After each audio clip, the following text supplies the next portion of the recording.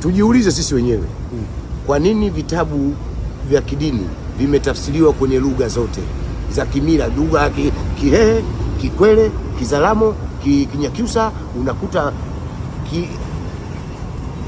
kitabu cha Kiislamu kimetafsiriwa kwa lugha hiyo, na kitabu cha Kikristo kimetafsiriwa kwa lugha za kimila.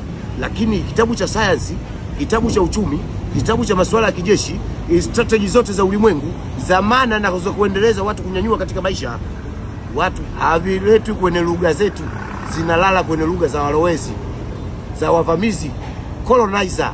Kwa nini tunasoma huko ili mradi sisi tusijue yaliyokuwa bora? Hivi kwani wewe hujui kutengeneza gari? Si unanyimwa programu ya kutengeneza gari? Kwa sababu wewe ukitengeneza gari, wewe nani atanunua gari ya mzungu? Hakuna. Kwa hiyo tusilaumiane kusema Afrika sisi akili hatuna. Mbona gari hatujatengeneza? Gari tunaweza kutengeneza, ila tumezuiwa. Tukitengeneza kwetu haina kibali, haijafaa.